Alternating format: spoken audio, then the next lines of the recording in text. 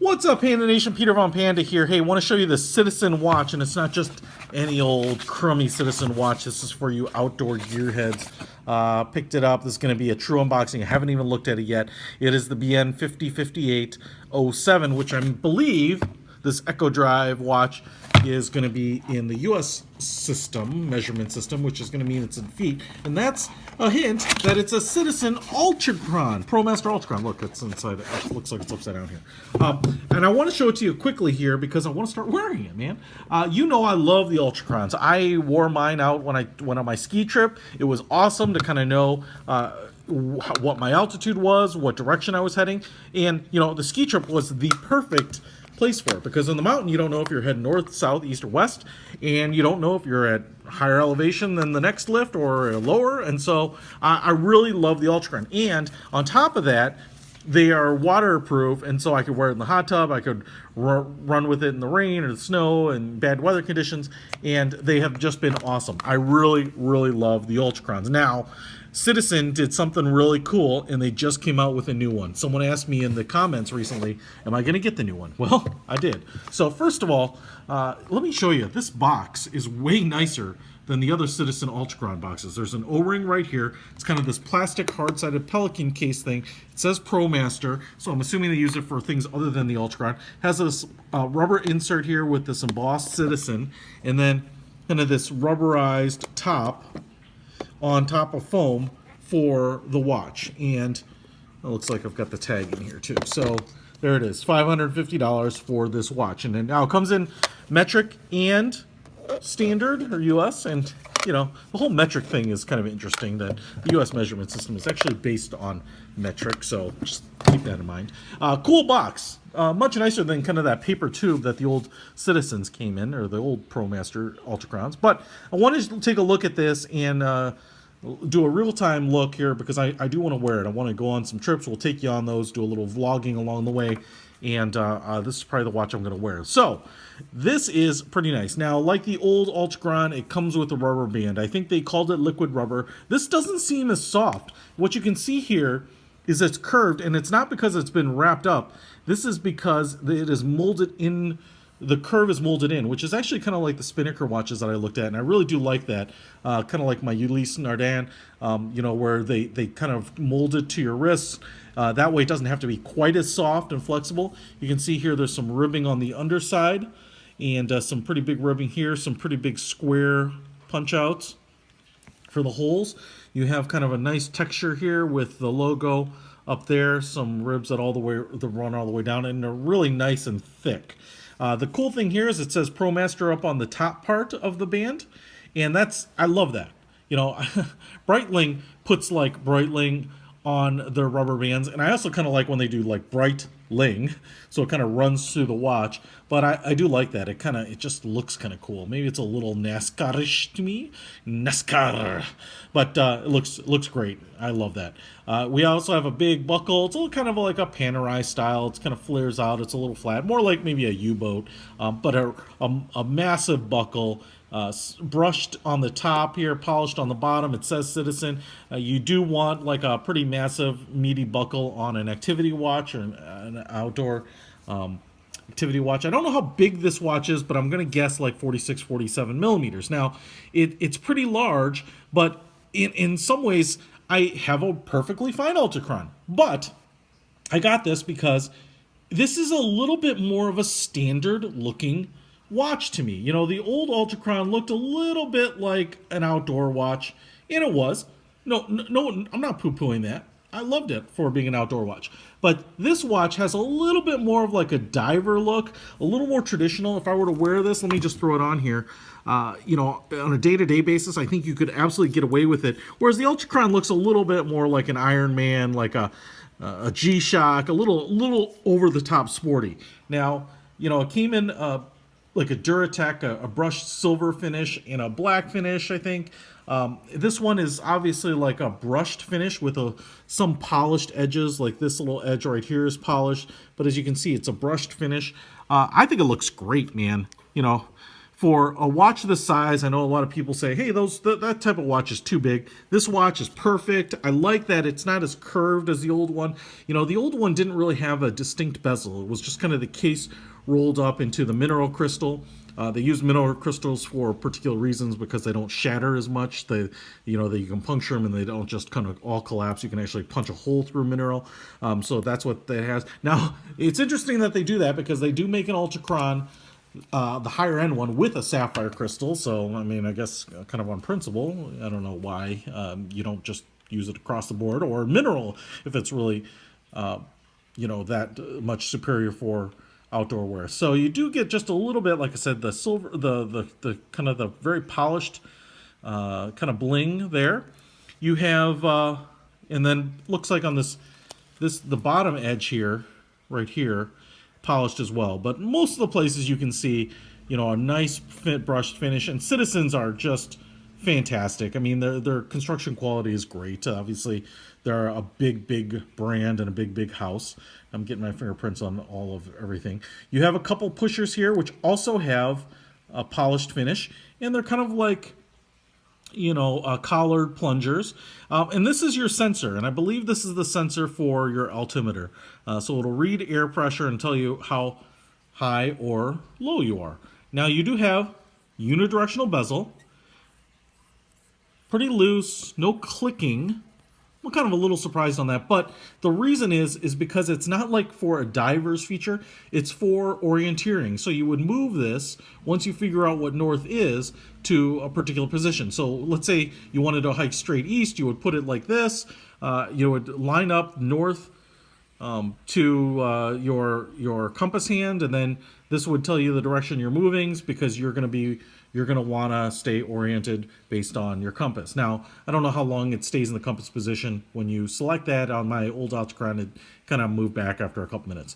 But it does look like a diver's watch in a lot of ways. It has a kind of a gear edged, kind of every 5 minutes it looks like.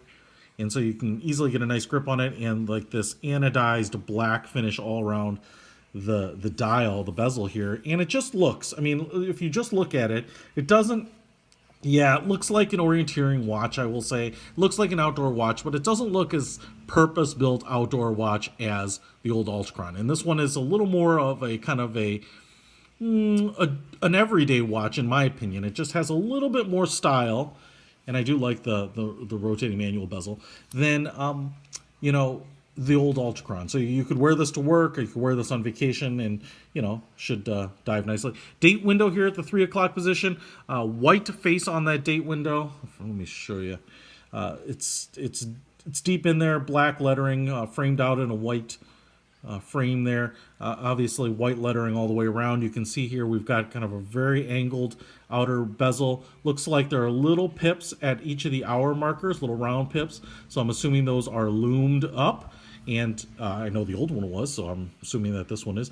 And I think pretty bright and broad loom on the sword style hands. Very aviation style here with the sword style hands, and then the other hands in black with red highlights at the tip to kind of give them the look of disappearing into like this black charcoal looking dial. Now, a bunch of the details on it. Let's take a look here. You'll notice we have a ticking seconds hand in white, very thin. But you'll notice that we have 2 other hands. Well, really 3 other hands that are going to work in conjunction with things. So first of all, on this red inner chapter ring here, we see that says feet. This is your altimeter, right? So it'd be 0 there. Now, if you're in Death Valley, you actually might be negative. Now, obviously not too negative, not more than 1,000 feet down, but it's possible that you'd be below 0. We're actually pretty close to sea level here. I want to say 600 feet or 700 feet above sea level. That's just a guess. I know it's somewhere in that ballpark. So if I were to hit the altimeter function right now, it should go only up to about this first hash mark. And one of these inner hands, and I think the smaller one right there, would be the one to move there. Now, you also have this other dial right here that is going to complement it. And this is 10,000 feet. So right now it's working as a battery charge indicator, and it's saying, it's about 60% full. Echo drive, solar. I love that. I love that an outdoor function watch is solar, like kind of like the T-cell. I just think it makes so much sense. Like if you're going to be out in the wilderness for a few days or a few weeks, you don't want your battery to die, and so solar is huge here. But if you're like in a mountain, let's say you're at the top of Vail Mountain, 13,000 feet, what you would actually end up getting is the hand here would point to the 1 times 10,000. So you'd have 10,000 feet marked off here, and then you'd have the other 2,000 feet marked off right there. So you'd have 10,000 and 2,000 to give you your 12,000 or whatever the actual measurement is. So you could be up to 30,000 feet. I mean, climbing Everest or K2 or something like that. Now, I'm not going to do that this weekend, but maybe later. All right. So then the other thing is, I think it's going to be this bigger hand, the one that looks like a house up there, is going to be your compass hand. So when we push the compass button, it's going to fly around and give us a direction. Now let's try them out here. I don't know if they're marked, but I bet we'll be able to tell which one is which. So I'm going to hit this top one first. Looks like we're going altimeter-ish.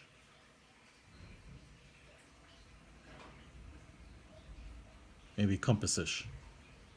I'm going to say, let's rotate around. I'm going to say compass. Okay, so the top button and the smaller arrow looks like it's your compass, because that way behind me is north. And so what you can see here is it's pointing towards north. Now, if I swing it around, it should adjust and continue to find north. I don't know if I turned it off already. Let's hit it again.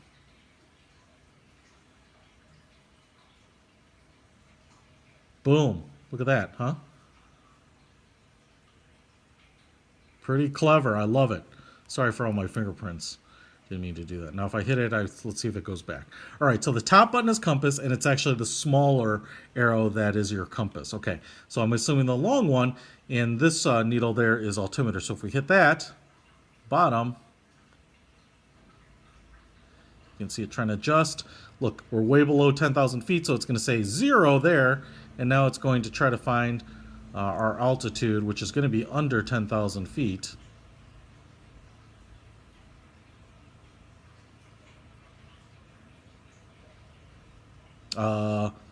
Okay, so what's interesting, all right, it's really, I think it's showing right here 850 feet, right?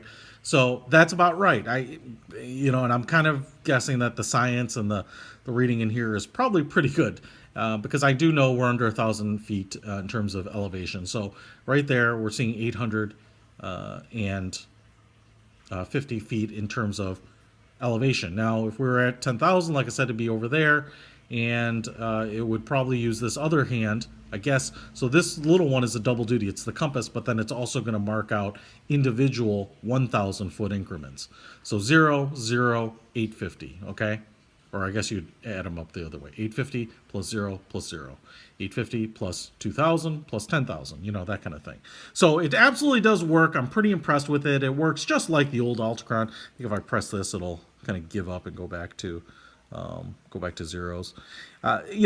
If you leave these in your box a while, you can see that the battery goes dead. I think the hands and the stop ticking and stop moving to kind of preserve power. As soon as it gets power again, and they'll kind of start moving, maybe jumping a little bit. But the nice thing is you can leave it out in the sun and leave it out in light for just a little while, and the thing starts firing back up again. Back just has a screw down back case. You can't see anything, obviously a quartz movement. And then down here we have a crown, and let me see. It's obviously not a screw down crown, but because it's water resistant 200 meters, let's see. Okay.